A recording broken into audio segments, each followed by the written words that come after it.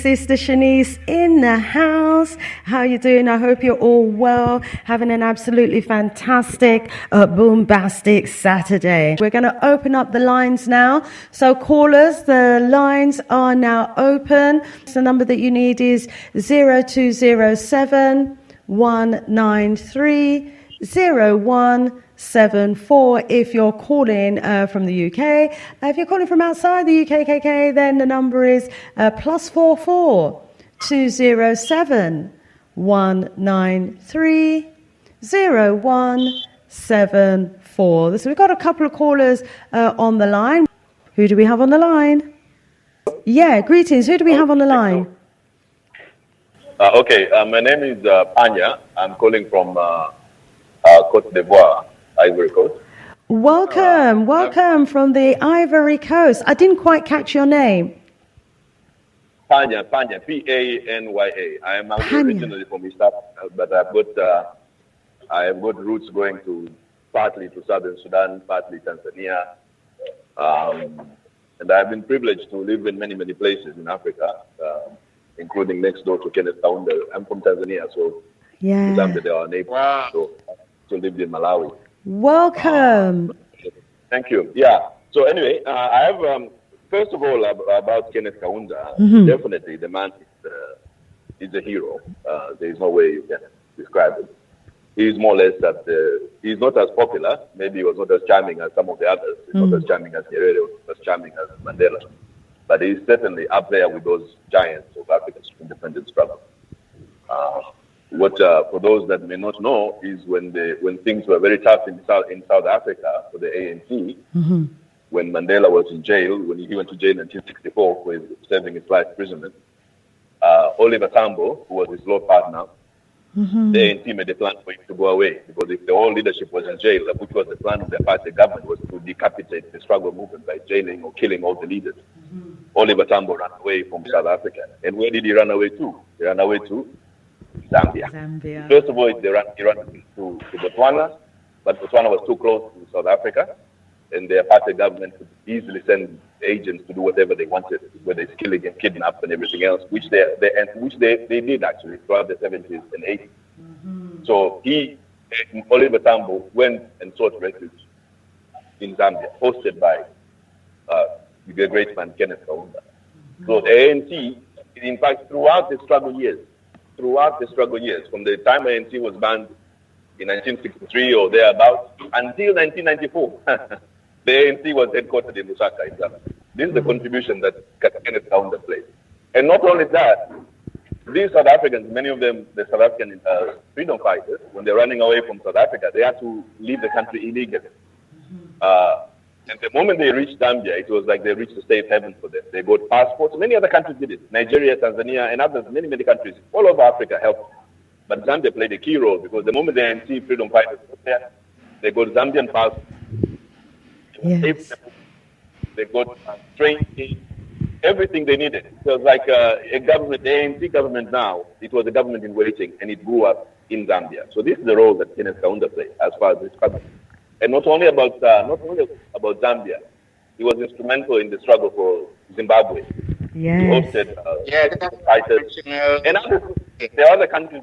So the Zimbabwean struggle without Kenneth Kaunda, there will not be Zimbabwe today without Kenneth Kaunda. There will not be Mozambique today without Kenneth Kaunda. Wow. There will not be Angola today without Kenneth Kaunda. There will not be Namibia today without Kenneth Kaunda. Of course, not the only one. Many, many others participate. Yes. But we have to acknowledge the role that he played in the wider liberation of, particularly in Southern Africa. He played a huge role.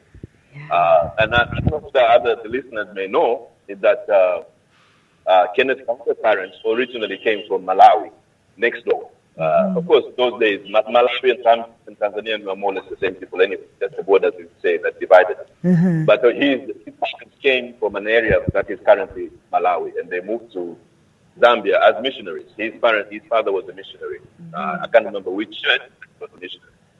So, and Kenneth Kaunda was the last born in his family. He was much older, a few much older siblings, older, like 10, 15 years older, because Kenneth Kaunda was born on the 20th year of his parents' anniversary. So you can imagine the age gap between him and the oldest one. Yeah. And that thing for him, one of the things that I was reading yesterday, his father died when Kenneth Kaunda was relatively young. Mm-hmm. And his mother would struggle to put him in school. In fact, he was just very lucky to get an education. And the person who wrote this article reckons that is why when he became president later on, he trained as a teacher, by the way. Like Nyerere, he was a teacher. He trained as a teacher. That when he became a leader later on, one of the things that he did in Zambia was educating people. He did a huge role in terms of providing good education for the Zambians. So, until today, Zambia is one of the highly educated countries in our part of the world. And this is the work that he did. Another thing I don't know if people know, Kenneth Kaunda, the old man, or as we say, Kaunda, he had a phrase that he used to like photo, which was one Zambia, one issue, all right, fine together. So again, Zambia, like Tanzania, I think they are blessed to a certain extent that to them tribalism is not really an issue. And this is the work of Kenneth Kaunda, amongst others, of course. We're talking about Kaunda, but he's not the only one who did this. There were other people with him too. Yeah. You know. So he was a humanist. You don't hear stories of Kaunda having bank accounts in Switzerland. You don't hear stories of him owning tens of thousands of acres of land. You know, he was from that generation of people that of African leaders that truly believe in Pan-Africanism, believe in humanism, believe in the equality, in the dignity of the African man and woman, for that matter. So he was a real upright individual. Mm-hmm. We have lost a giant of a man. The same level, the same as Nkrumah, the same as Nyerere. He's definitely up at that particular level. You know, that's all I wanted to say, man. Wow. Oh, sorry. Another thing about the struggle, because of the assistance Zambia was providing to the liberation movement. All right. Those who are old enough to remember that in 1964 or thereabouts, the Rhodesian government, then being ruled by white colonialists, they declared for UDI from Britain. They had some issues with Britain. They say these are the white people, not the black people. The white people said we're going to break away from England, from Britain. We're going to be on our own. Mind you, the economy of Zambia until today relies on producing copper. And this copper, Zambia is a landlocked country, doesn't have access to the sea. This copper is being exported at that time. It was through Rhodesia into South Africa and then out to the sea to be exported to the rest of the world. Because of UK, and because Kaunda and others around him did not believe in what the fascist government of Rhodesia were doing at the time. He was involved in the boycott against the Rhodesian government. Zambia, because if you thought just about economics, he could have said, okay, forget about the liberation struggle in Rhodesia. Let's just continue exporting our copper. After all, we need to live. But no, he stopped that. The Zambian copper was not going through Rhodesia. Then Rhodesia now.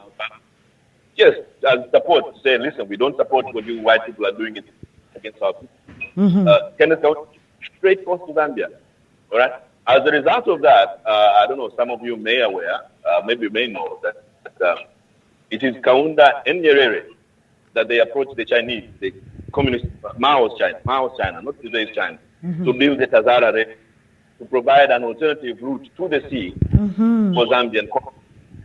So one of the largest, I think at that time, it was the project cost $600 million, 1960s and 70s dollars, not today's dollars. So it's a lot of money. So the Chinese,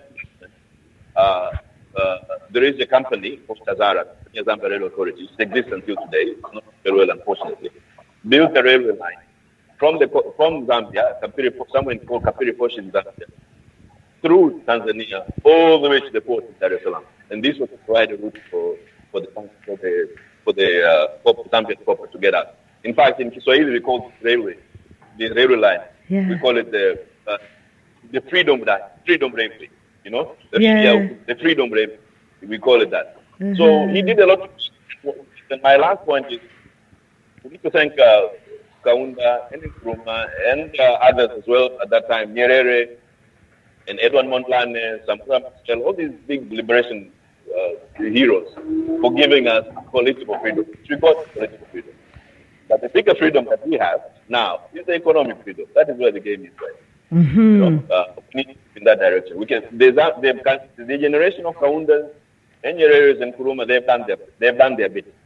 The economic, the political freedom we have got. I'm Tanzanian, I'm Zambian, I'm Malawian, I'm an African. We have that now.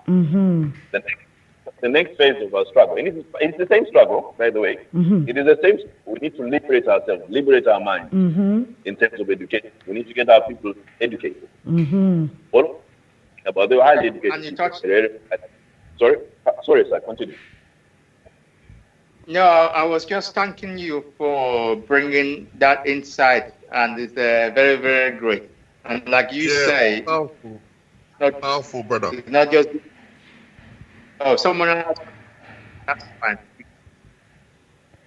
Yeah, apologies for the knocking in the background. There's some works going on outside where I am at the moment. Yes, ditto, Momo. Have to, ditto what you're saying there. Please continue, Momo. Okay, no problem. All right. So, yes, as you were rightly pointing out that though, it's the whole region. So many of those countries in Southern Africa. So the central thing we have to realize this.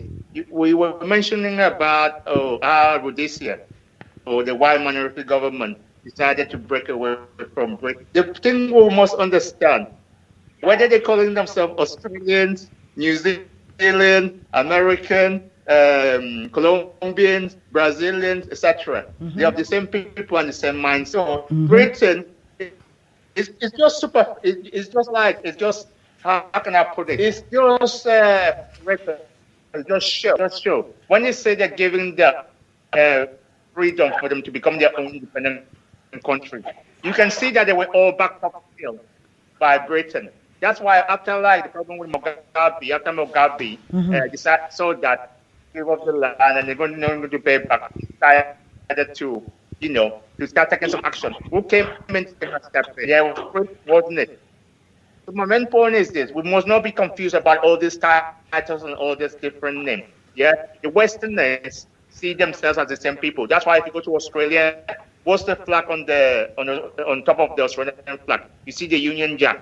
Yeah, New Zealand is the same. You see on the same order wherever. You go to Canada as well. The colors. Where did they get the colors? So my main point is that we must not be confused. The minorities there in Africa, European descent, they want to protect their own interests. Yes. So we must go back to the idea of the original Pan-Africanists, that we Africans should come together. That's the only thing that we can be done. And also, you touched on the idea that yes, we did have the political freedom, but that's kind of to a certain extent, because obviously economics influence how your politics go about as well. But yes, it's true. The key thing that the leaders were never able to achieve, but we can say that they've done their own bit. It's for us now to do. We must get the economic freedom, and we must get the cultural and restore the African cultural identity and spiritual identity, etc., language. For That's real. the problem that we face now. Absolutely. Yes, absolutely agree with you on that, Brother Mama. Our, revolutionary founding fathers have done an enormous job. They've done an absolutely fantastic work, and that work continues. It does. And it's so beautiful when we hear these stories from an African-centered perspective, where the unity that existed amongst those leaders back then, Zambia, Zimbabwe, Mozambique, South Africa, Botswana, Namibia, they were all together, on one accord, and that was to the liberation of their country. They were all, determined to oust, the non-melanated people out of their country from those ruling positions that they had. And they put up an enormous fight. And our brother went on to talk about education and the importance, of education in the continent. And it wasn't just Kenneth Lumumba who had that perspective, so did Zimbabwe. And I know Robert Mugabe, he was saying education, because they believed that by educating their people, they would be empowering their people to then, take the liberation movement to another level, which would have been economic independence, cultural independence, spiritual independence, etc., etc. But, the mistake I feel that was made back then, and it's the same mistake we're making until this day, really, is that we're educating our people into a westernized, Eurocentric mindset, which maintains the status quo, which maintains the situation that we find ourselves in. And this is why now, we're educating our people to get PhD and masters and degrees in serving the colonialist. And then, we wonder why we've got neo-colonialists now, people who look like us, actually maintaining the institutions, the organizations, the corporations and the systems that are working against us as a people. So we've got to get education right. We've got to get back the minds of our people. And that is the important job that we've got to do today, because from we have the right mind, then when we get economic power, we will know exactly what to do with it. But if we're out of our right mind, if we get economic power, we're just going to probably be partnering with and working alongside those corporations that are exploiting our people and have been, for the last 2,000 years. But let me bring in a couple of other callers and also, just add to what Mama was saying. Beautiful call from our brother from Cote d'Ivoire. Absolutely beautiful call. Thank you so much for bringing to life, a bit more of the character of Kenneth Kaunda, the great man that he was, the liberationist that he was, and his role in contributing towards the freedom of Zimbabwe and the getting rid of apartheid and the works that he was doing.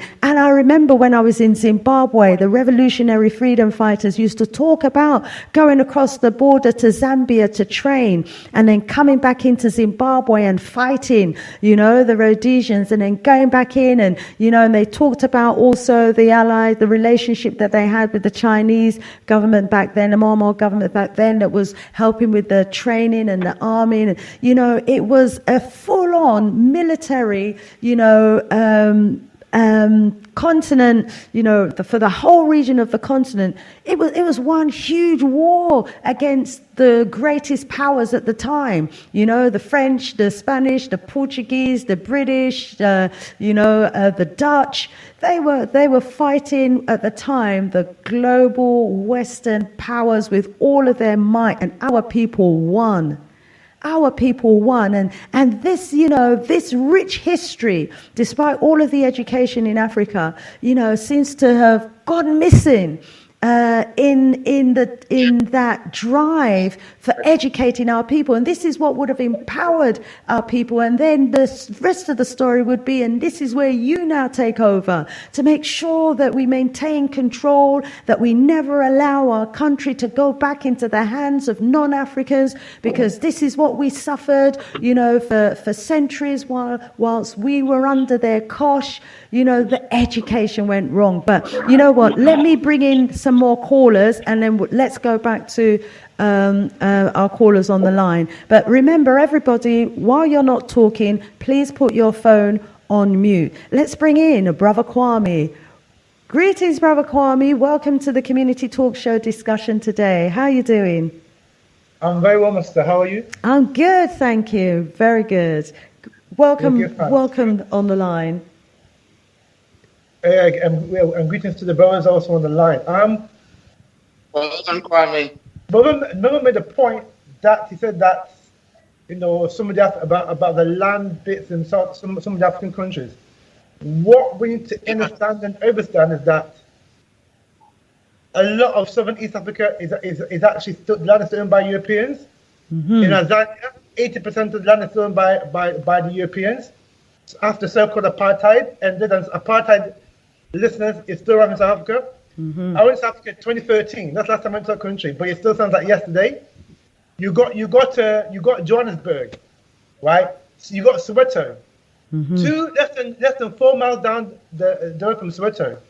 You got a big kind of bunker or something like that, right? And the other side of that bunker, you got Stanton, you got Randburg, you got Ellis Park. These are white enclaves within Johannesburg.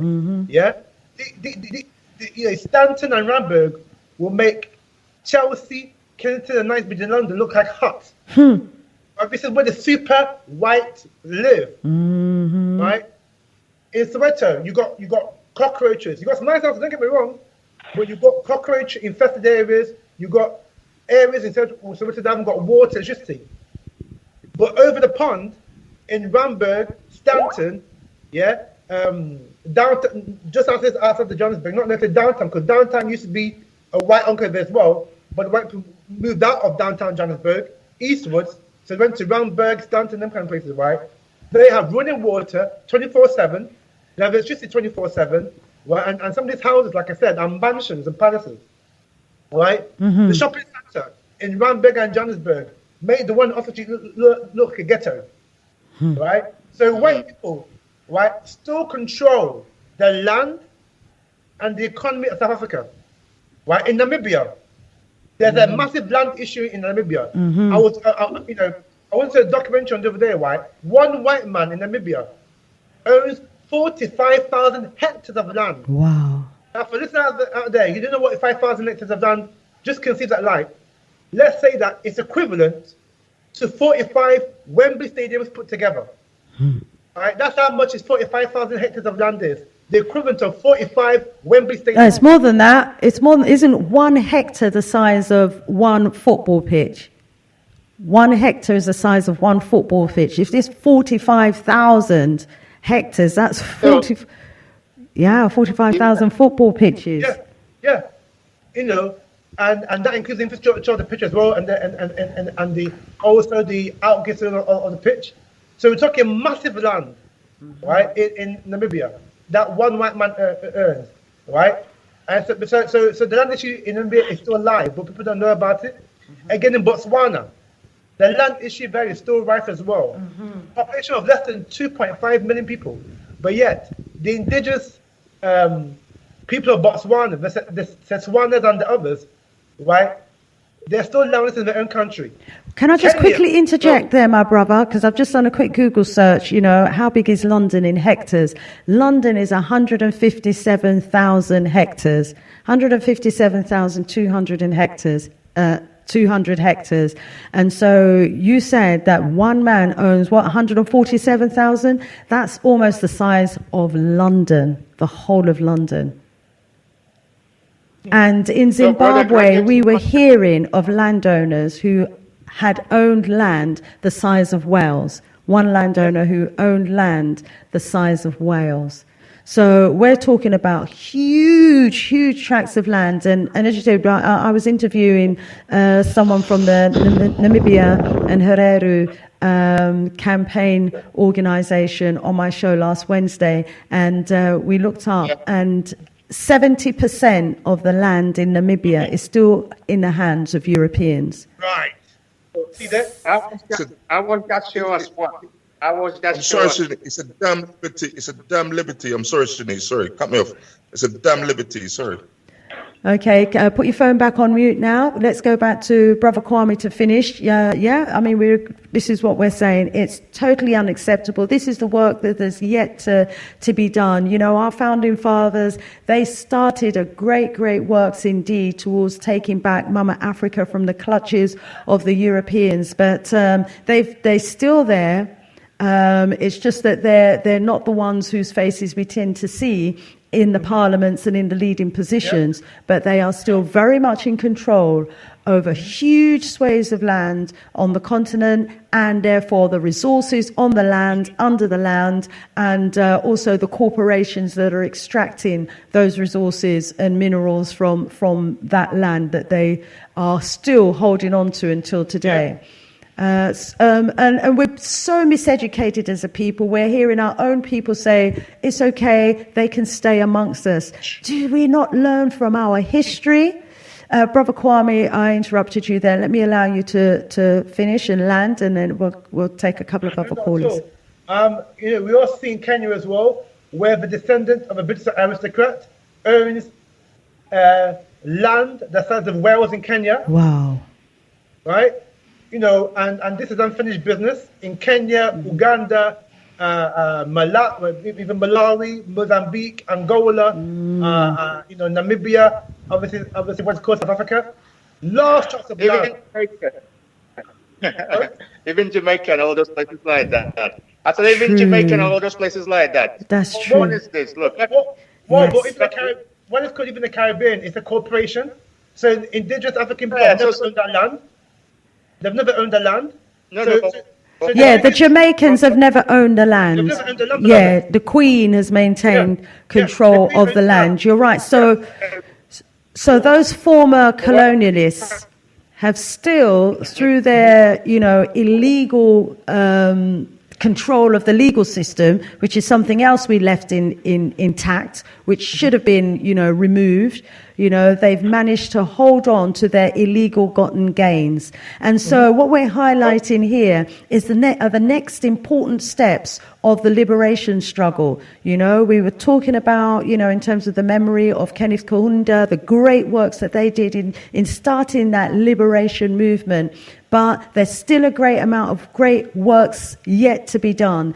And, this is what the education of our children ought to be focusing on, instead of, focusing on, the kings and queens of Europe and how great it is in the beyond the shores, so that our young people are, setting out in dinghies to try and reach, heaven on the other side of the waters, which doesn't actually exist. So, and heaven is on the continent. As our brother Mama said when he started out, Africa is the richest piece of real estate on the entire globe. It is rich beyond measure. We don't need for anything at all other than control of our land and control of our resources, control of our economies, control of our legal system, control of our education and African spiritual religion. We need to take back control, and this is the great job that we have been left to do. But because we're not in our right minds, most of our people, not those of us on the call and listening to this station right now, but the majority of our people, are happy maintaining the status quo without realizing that we're working towards our own downfall on a daily basis. And so there's a huge job of work that needs to be done. Kwame, I'm going to come back to you because Brother Akram's been holding on for as long as you've been on the line as well, and I've got another caller on the line. But please do feel welcome to hold, because we need to, continue this debate. Brother Akram, welcome to the discussion. Brother Akram, are you there? Okay, while Brother Akram comes back, we've got caller. Who's 280? Let me just check. 280, have we heard from you? Yes, me, sis. Greetings, 280. Yeah. Please introduce yourself.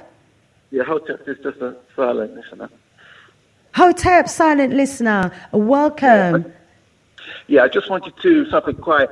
I can't call in about anything with South Africa because I get too violent and angry. Yeah, so I'll just mention this. What Kwame, off of what Kwame was mentioning about places out there. Mm-hmm. Now, there's a place that we all should be up. I think personally, everybody that hears what I'm about to say needs to get on a flight to South Africa, and I don't care, take arms and destroy those people. Wherever we are, ex-military people from every nation in Africa needs to get their military gear, get on a plane and head to this place. There's a place in South Africa called Kleinfontein, spelled Kleinfontein.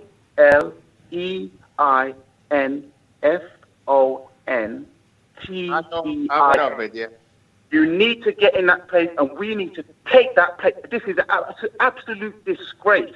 And this is why I don't call in about things in South Africa, because I get too mad. A place there where they're practicing to shoot and kill us, where the Afrikaner boar trekking sons of dogs are there, living in our African land as if it's their place. That place, that is such an atrocity to have a place like that on the soil of our continent there, with these Dutch boar trekking sons of walking excrement. We should not have them there. Everybody should be just like we did when Mussolini was invading Ethiopia. Everybody took to the boats, took to the ships to go on to prevent the Ethiopians being attacked by Mussolini.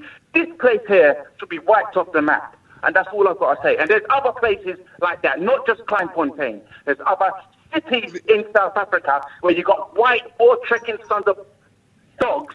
They're living, practicing military tactics to try to take back the country and to kill us. Let me calm down and leave it there. Peace. Rise up, silent listener. You know, most of our people, because they're not in their right minds in that region, unfortunately see their own people as foreigners and see these people now as Afrikaans who they want to live amongst. We are in, a different mindset now to the mindset that of our revolutionary freedom fighters, and that's because of the miseducation that a lot of our people have been having, a Eurocentric education. It's indoctrinated them with the mindset into believing that the Europeans are actually our saviors, and that's how they see them, not realizing, as you're saying, that they're actually planning, their genocide. They're wiping out our people on a daily basis through the injections, the vaccines, HIV, AIDS, Ebola, and anything else that they can, subtly do to try and reduce our numbers, sterilize our women, etc. Now, what we have learned today, I think, is that, our founding fathers were very strategic, they were very organized, and they were very coordinated in their attack. And I think, so that we don't just send loads of soldiers who all get gunned down one by one.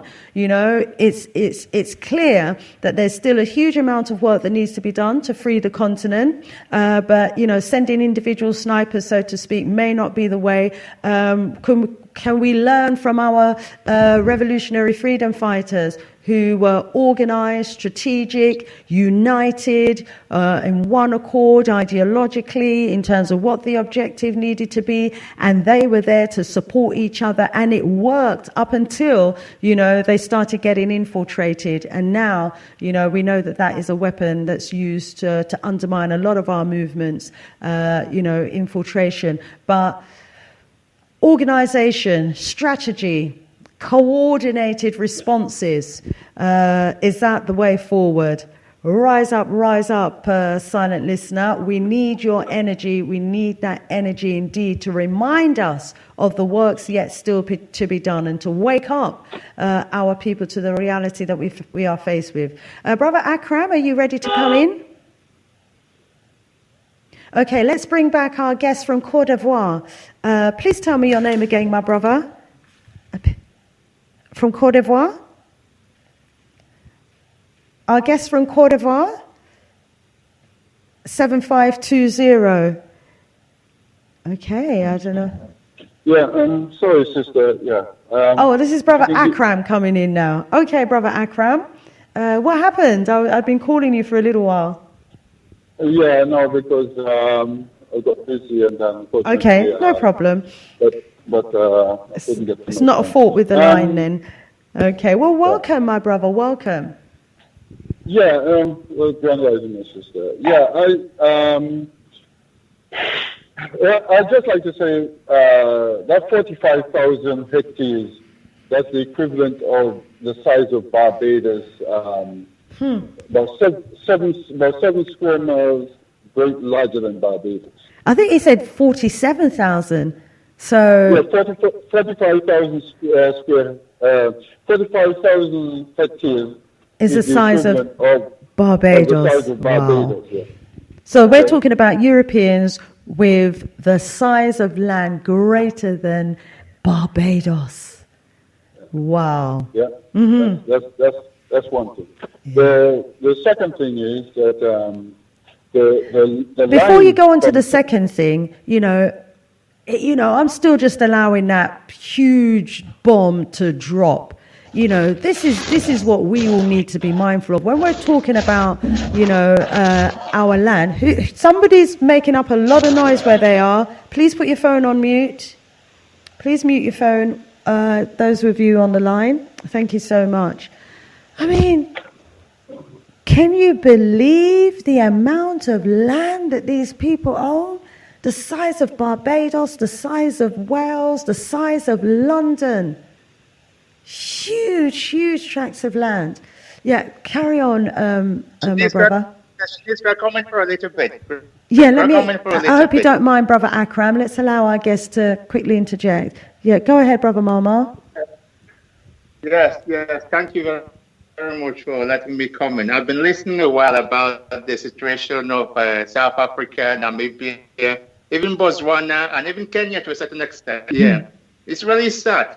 But just like you just be saying, we have to have a strategic, and we have to understand what's going on. So I said earlier on about Jamaica and all those Caribbean islands, where basically anyway, where black people, So we must understand the bigger picture. So one of the things that you constantly hear from the Western media is how Mandela free South Africa. South Africa, yes, the policy just changed because there was a pressure on the white minority government. So something had to give. It's just like, for example, in America, slavery is not. They just changed slavery from one form to another to now the prison industrial complex. You understand what I'm trying to say? Yes.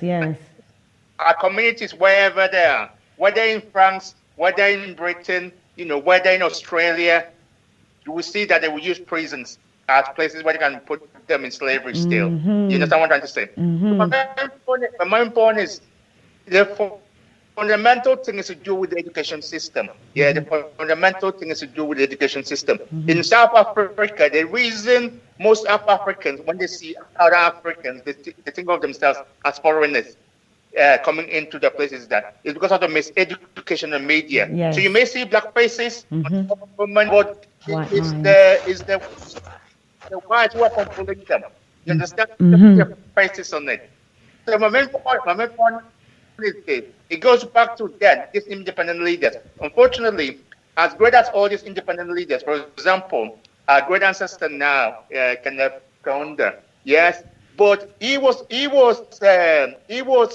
educated in a missionary school. Almost all the leaders, they were educated in missionary schools, etc.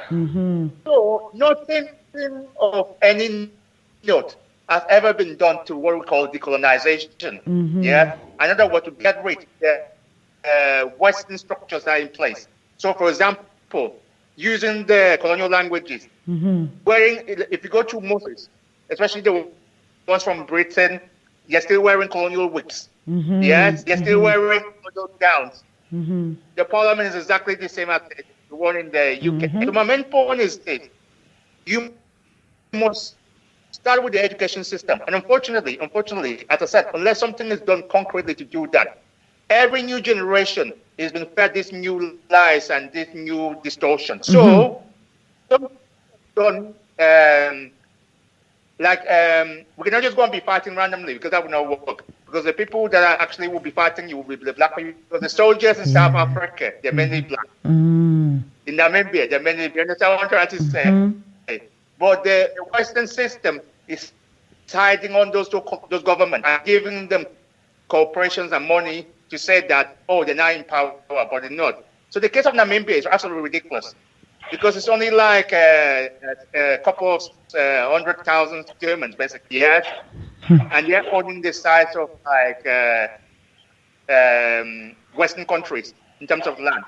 So the thing is this, but it's because the people, their mindset, they're not there. Just like we had one of the brothers the other day on Sister Shanice talking about sharing this and that. It's because they don't understand the history. They don't even understand. They don't even, their own history is like from 1990 till now.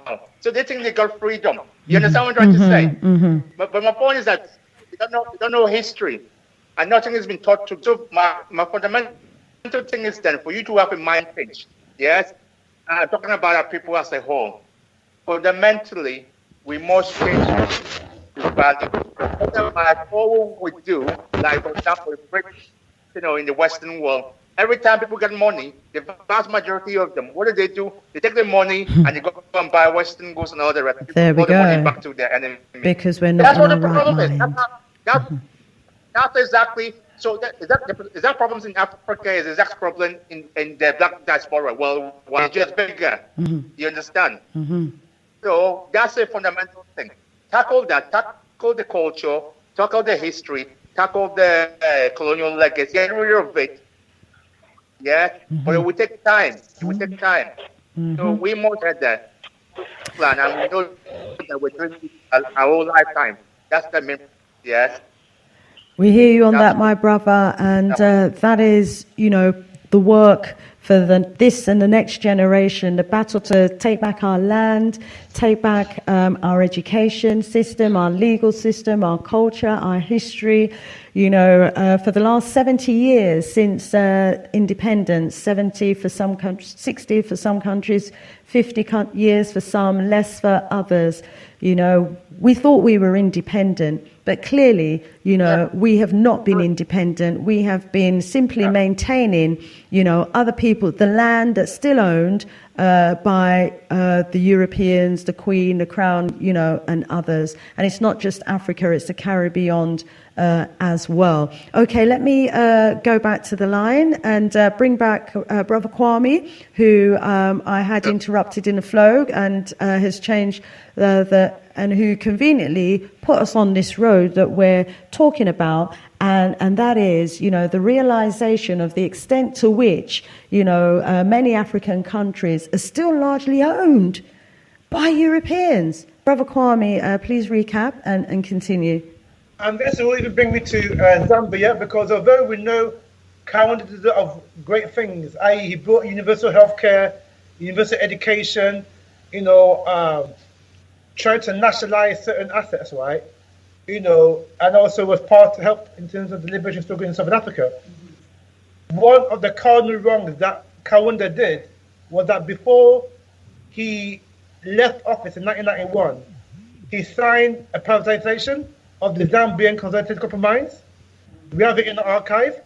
So he signed that. We reviewed for him to be re-elected, but he lost the 1991 election.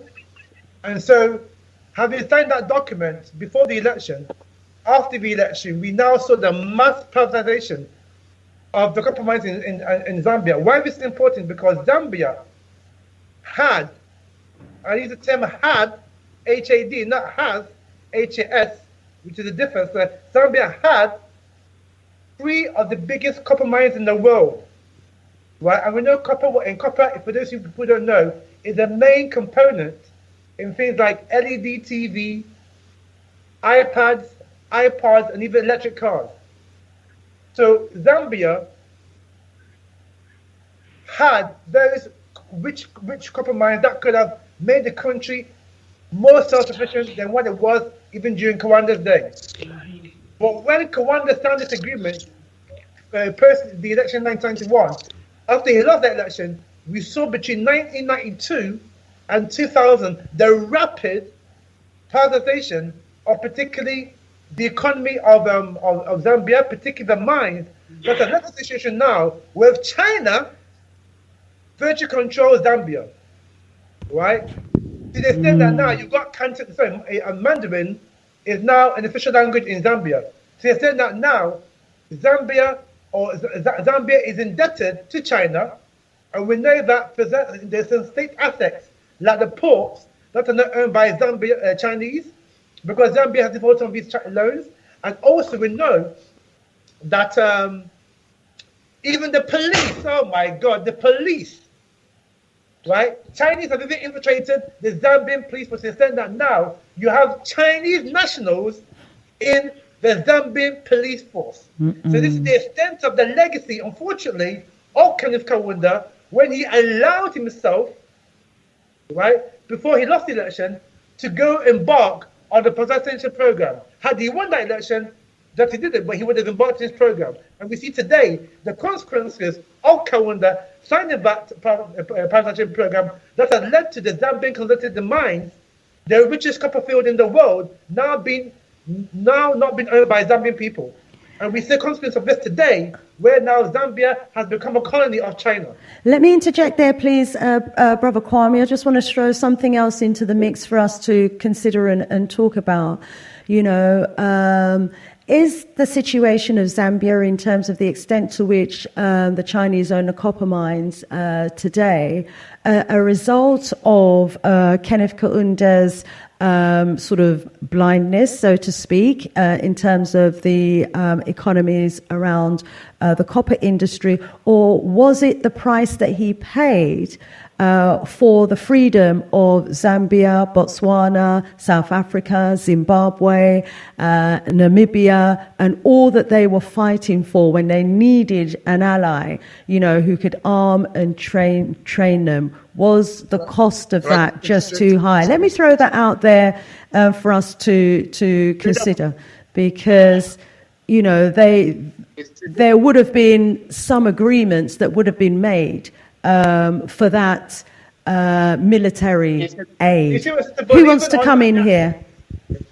But the irony of it is that it was the money from the copper that was allowing Zambia to host the liberation fighters. So people like Sam Juma, right? People like what do you call it?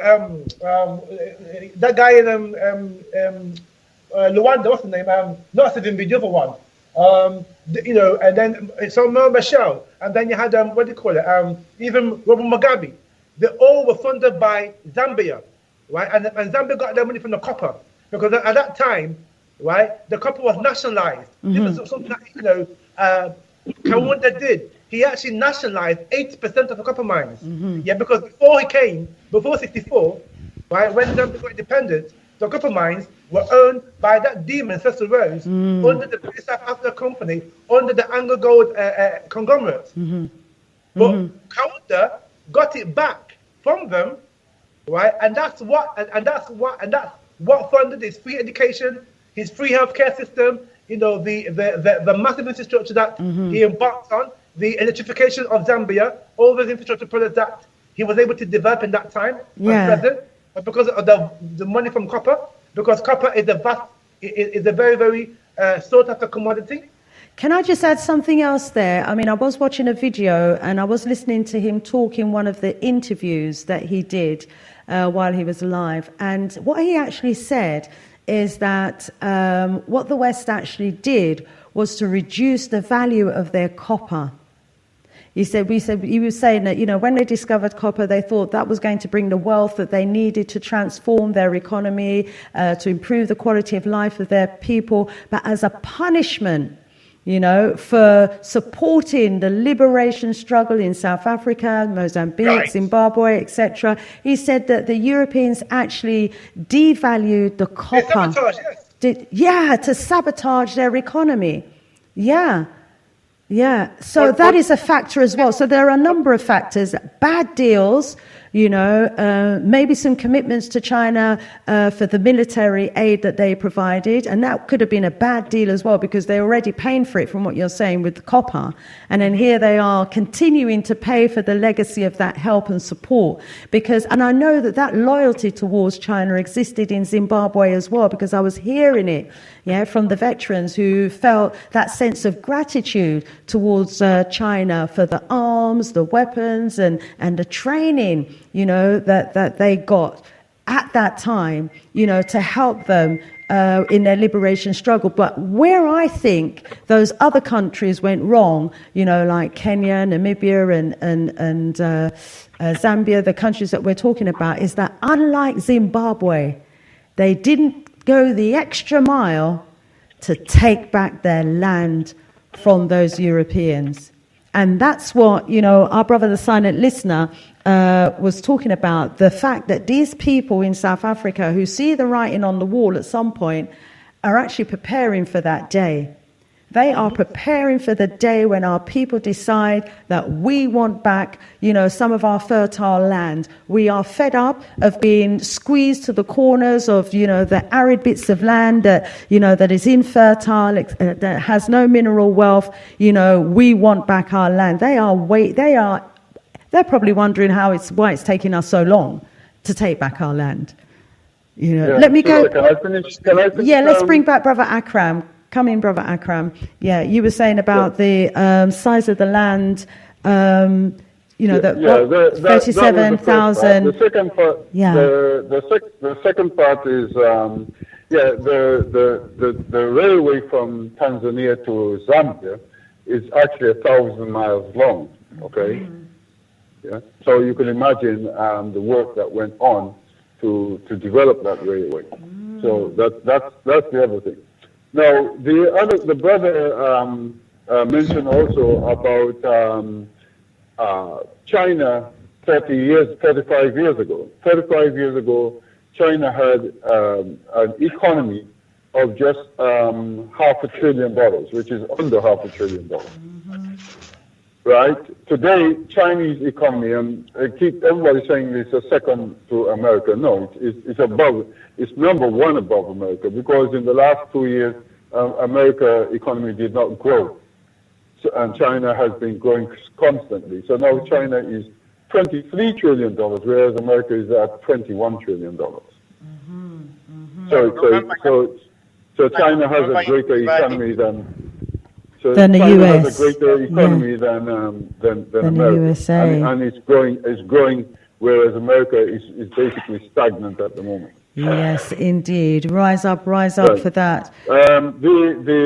Okay. I've got Brother Rasso Shing, who's been holding for some time, and I've also got another caller, says Wangash, also holding. So let me go back to you, Brother Akram, to make some final points, please. Yeah. So the other thing about the land, again, copper to Zambia. I always maintain copper to Zambia is like oil to Saudi Arabia, and I mean, despite of what they did with lowering the cost of copper, had they persevered, and what we need to do is like, as I said, like what Nayeri did in the first place was to nationalize the whole country, and that is one of the strength of Tanzania today. Not only that they gave Tanzania language, which is not indigenous to these foreign bodies, but also they killed the tribalism, and also to give them a language which is not of the foreign body, right? And that's something we should be calling for today, the renationalization, of Africa's resources in each of the African countries. Because, even here in the UK, prior to Thatcher, when all of our major industries were nationalized, it belonged to the people. Then Thatcher came along, didn't she, and privatized a lot of our industries, and then it all ended up in the hands of a few, and the majority not benefiting from those resources. So, we, as in terms of our list of demands, it should be that we get back the land from the non-Africans on the continent, that we renationalize Africa's resources, as well as take back control of our education, our healthcare, our history, our legal systems, our economy, etc. Yes. Okay, Brother Akram, let me allow you to make a final point. Some great points that you're making here. Yeah, and as I said, the other thing with the brother is, as I said, I think we've talked before, and the development of our economical structure, right, and the unity that we need, and as I said, that is why, as I said, Julius Nyerere himself has said that the only way Africa will come out of its situation is through the cooperative. And I believe, I've been trying to propagate the cooperative for some time, not only the cooperative, but also the credit union, because we need to be pooling our resources. And like the brother was just saying, if we start putting our money, right, develop a fund where we put our money in, and those same funds can be invested in Africa. That means purchasing land, planting trees, doing development of farming, where our people can all invest in, right? And gradually take our land back. whether the government like it or not, but we buy up those lands, then it becomes ours, rather than foreign companies coming and buying up all these vast amounts of land. Right? We hear you on that. And I know ADDI as well are on the same page in terms of trying to pool resources of the diaspora together to do some major projects in Africa.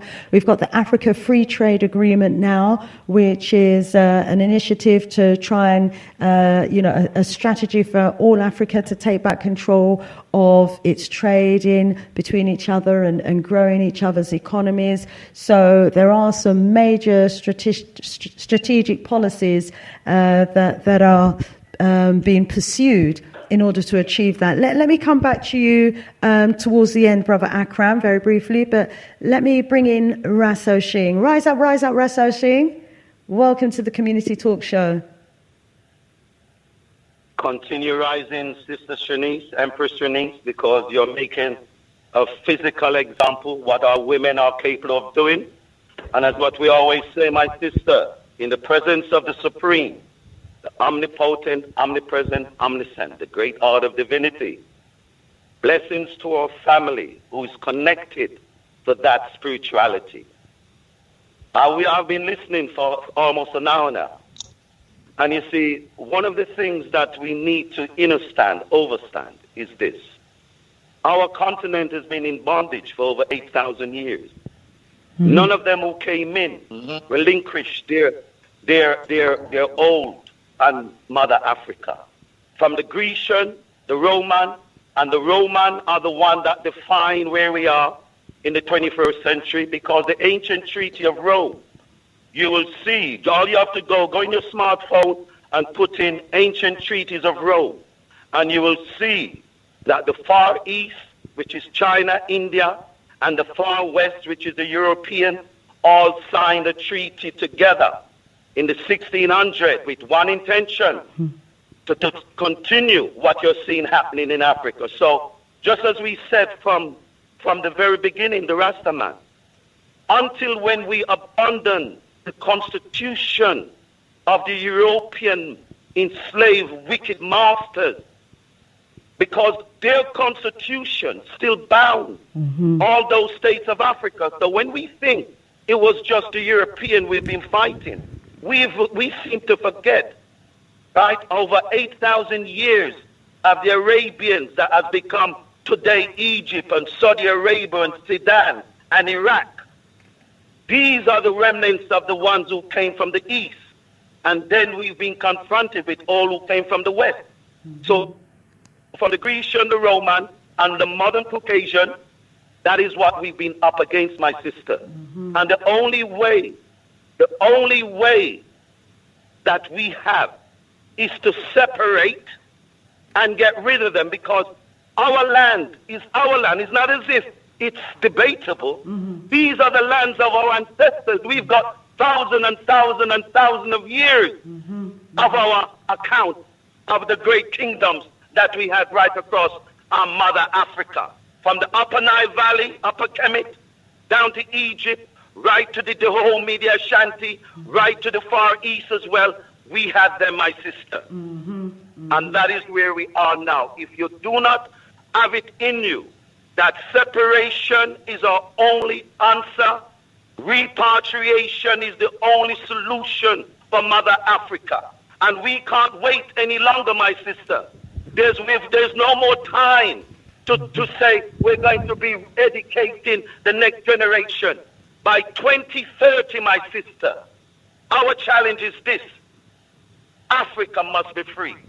And just as what Brother Akram is saying, if we ourselves cannot recognize what is the needs of Mother Africa, right now in the Caribbean, under the Panama brethren, under Rasila and Ghana, we are now the resurgence of the Black Star Liner. This is going to give, all you need to have is $19 $9 to join the credit union that has been set up in Ghana for over 10 years now by the Black Star Liner Credit Union, and $10 to buy your share. So this is not a charity. So each share will be $10. You can buy them individually. You can come together collectively and invest in it, right? But these are the things that we're now doing, Sister Shanice. That's what you're doing on the continent. Rise up. Great work. So I look forward to getting my share in that as well. And I think, in terms of the cooperative, I think if people feel as though they're buying a share in something, we might get a better and quicker response. I've just added, I think this caller is the one that we're getting interference from. But, the caller that I've just added, AL, who is that on the line, please? Wangash? Yes. Yes, greetings. I think we're getting a lot of interference from where you are. I don't know if you can remove yourself.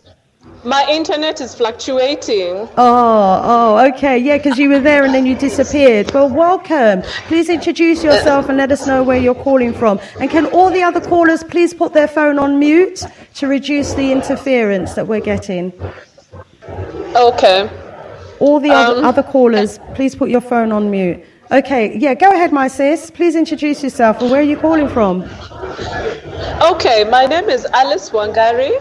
I am a Kenyan lawyer. I'm calling you from Kenya.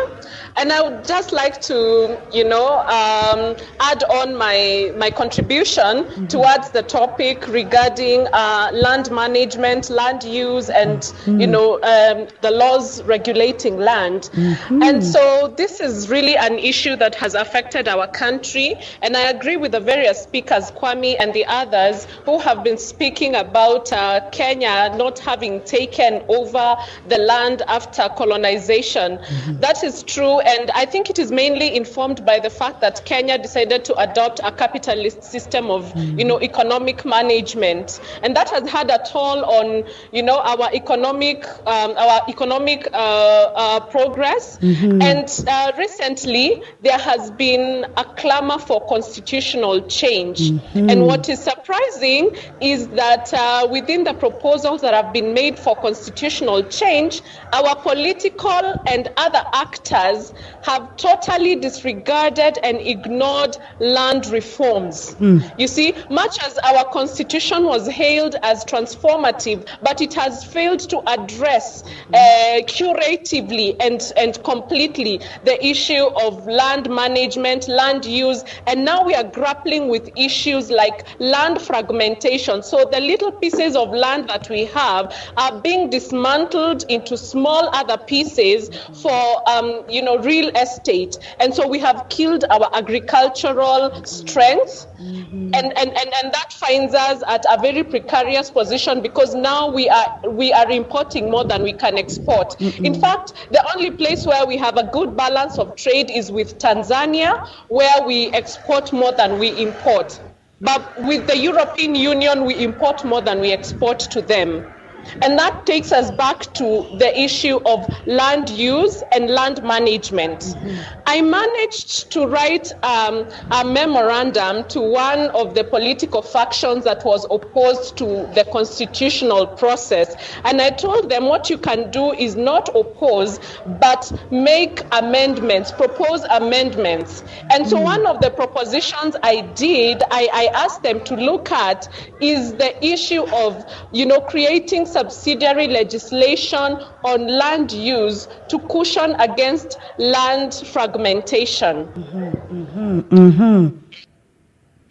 And, yes, and I'm sure this is a paper as well. The cancer of corruption. Yes. What we do know is that a lot of these constitutions that have been imposed across the continent and the Caribbean tend to be very similar.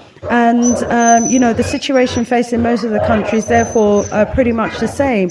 And it's wonderful that you're calling in and that you're sharing with us the works that you've done as a lawyer, that could help to bring about the change to the land situation, in these countries. And so you're saying that, for those countries that maybe don't want to go full on at this stage for constitutional change, they can make some constitutional amendments, some amendments to the Constitution to begin to get the land reform that is needed in order for the people, of the land to have fair use of the land, fair management of fair use of the land. And sounds like this is something that maybe could be used by other neighbouring countries as well. Because I felt that what they were proposing in the constitutional amendment was a proposition in strata, because they are talking about economic prosperity. But for me, I wanted us to look at it from the foundational basis, land as a primary factor of production, because we cannot have economic prosperity if we do not take care of the primary factors of production, which is land that yields to agriculture, which agriculture now leads to economic prosperity. Wow, for real, my sis. And this is a narrative that we all need to be singing. We all need to be on the same page as this, my sis. Powerful. That is so, so true. How can we ignore the land situation that we've all just been talking about and at the same time, think that we can bring about economic prosperity for our people? For real, my sis. I mean, I need, your contact details, because we need to have more time for a discussion on this. Thank you. I will. I definitely will. Thank you. Do you know how to reach me?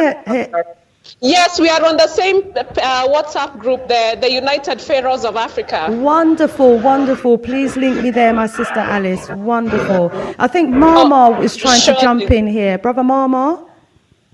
Yeah, I was saying, sister, that's wonderful what you said. It seems like you're very wonderful. What I was trying to say is that, though, you're part of a wider organization. So I thought maybe because you know. We're not hearing you clearly, my brother, because of the interference. My apologies. Please repeat what you're saying, Brother Mama. Okay.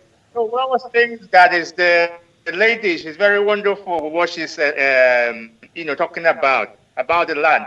So I was just saying that if you could get her contact, then we would like to maybe speak more on that land issue, and also about maybe introducing her to the wider movement of the Rapid Africa Plan and other AAP and the things that they're trying to do there. Absolutely, because that's very the same sort of things we're trying to do. But the key to just to add what she's trying to say, what we have to understand is this, is that those governments in Africa, most of them, they're like colonial governments. In colonialism at the time, what they did is they captured our young people, took them away from their parents, and then send them to like missionary schools. They brainwash them.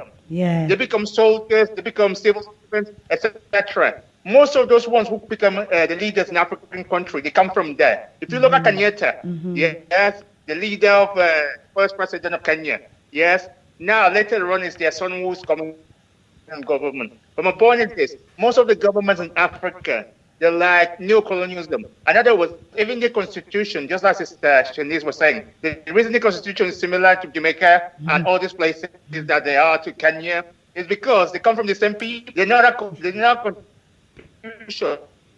So of course they're not going to give you the land reform. You understand what I'm trying to say? Because they've been captured. Their minds been captured. That's what I meant. For one other respect, they were talking about China and Zambia and all the rest and stuff like that. Let this be a lesson, okay? Absolutely.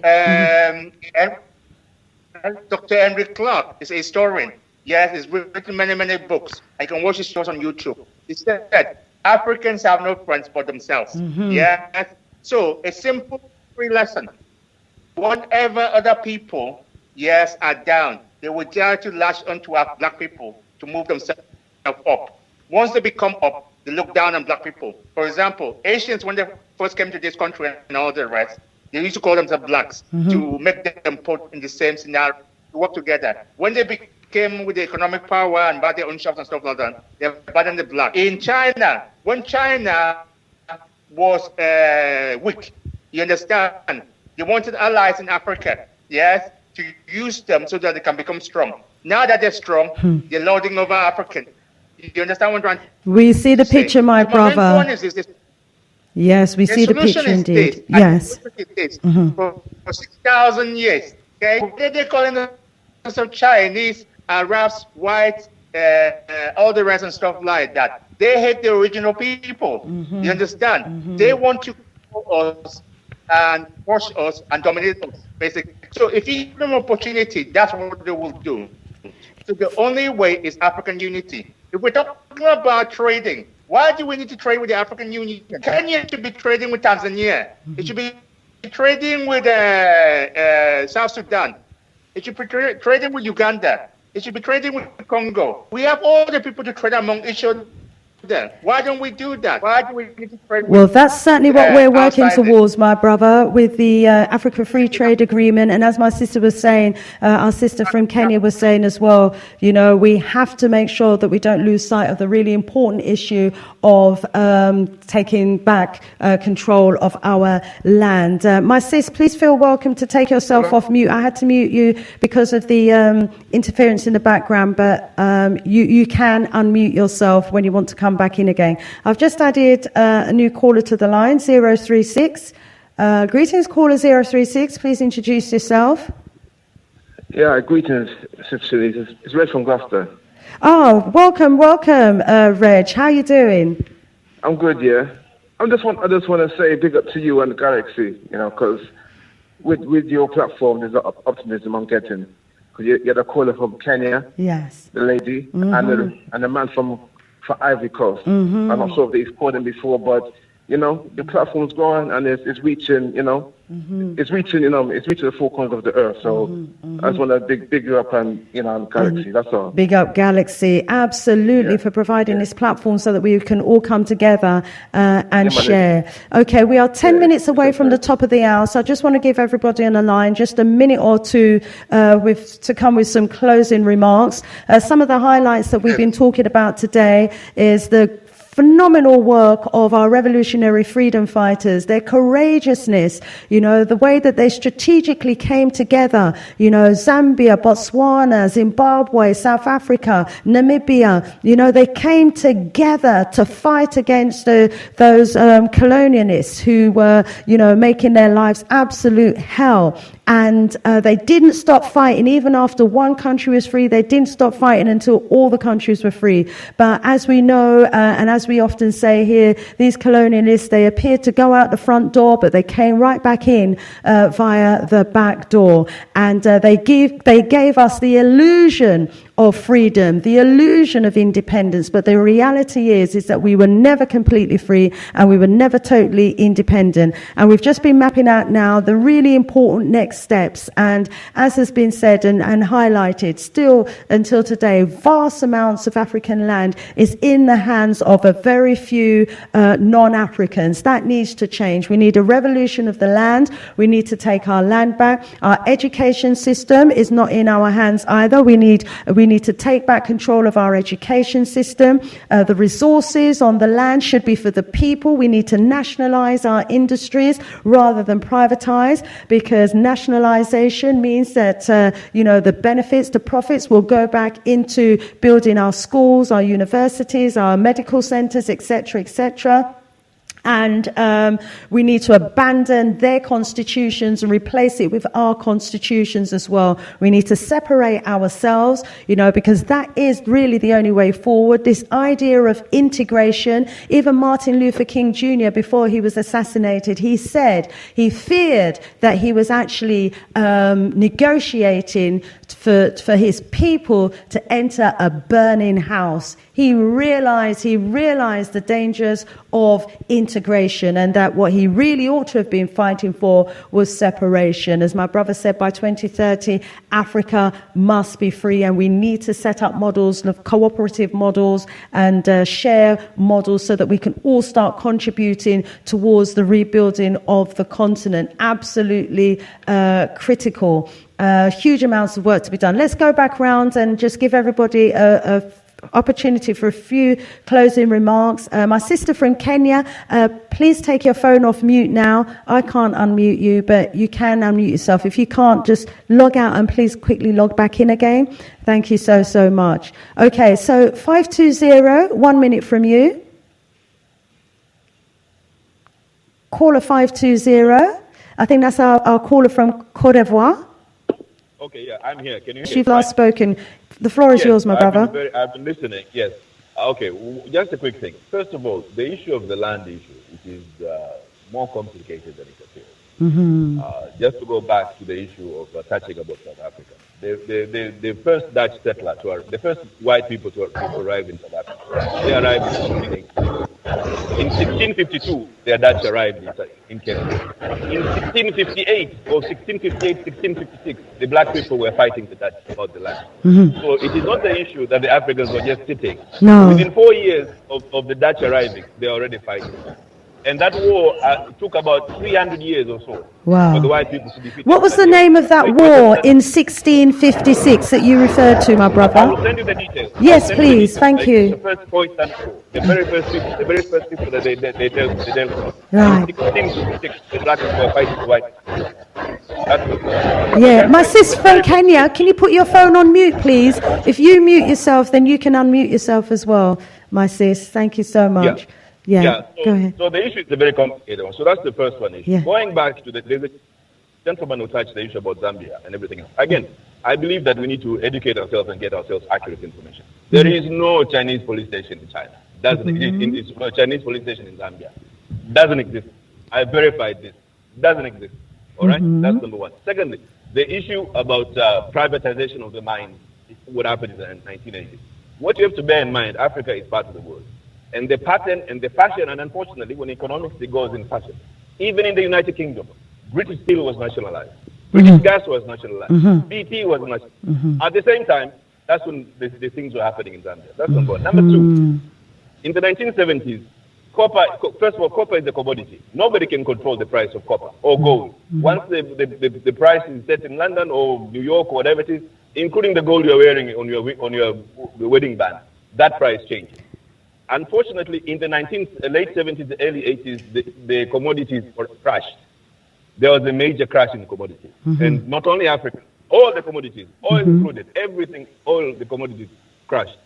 Zambia and many other commodity producers were heavily affected by this. All right? So this is another thing that we need to bear in mind. Yes, in the 60s and 70s, copper price was high. All the commodity producers did very well, all over the world, Zambia included. But when the market moved against them, they moved against them. There's nothing to do. So you can't blame Kaunda for nationalizing. My brother, we're going to have a separate conversation now to look at about that. That's my last point. Yeah, we're 3 minutes away from the top of the hour. Yeah, let me allow you your last point. Fine, thank you. You go for it. Bye-bye. Okay, we're 3 minutes away from the top of the hour. We've got quite a few callers in the group who I just want to give the opportunity to have a last word. But I must say, it's been an absolutely fantastic conversation. We now need to move forward and look at how we grow, what are the next important steps for Africa's growth and developments. And I would welcome, the callers on the line to be part of that conversation. So thank you so much, my dear brother from Cote d'Ivoire. Please do link me. Let me allow Rasso Shing just 1 minute. 30 seconds, actually, because we're 2 minutes. Yes. Thank you, family. And this has been a wonderful reasoning, Sister Shanice. And what I will say is this. They can whitewash our brains, but they cannot whitewash our spirit. Rise up, my brother. So got to leave it there. Thank you so much. Okay, I'm out of time now. I'm just going to have to play our outro tune. I just want to thank our international callers. It's been such a rich and diverse conversation. We've learned so much. I'm going to have to leave it there. I'm going to play my outro tune now. My special guest, Mama, our guest from Kenya, our guest from Cote d'Ivoire, and our resident callers, Brother Kwame, Brother Akram, Rasso Shing, and all the others that called in today, silent listener. Gee, thank you all so much for your calls today for the Galaxy FEW Community Talk Show. Sister Shanice out of here for now. One love, family.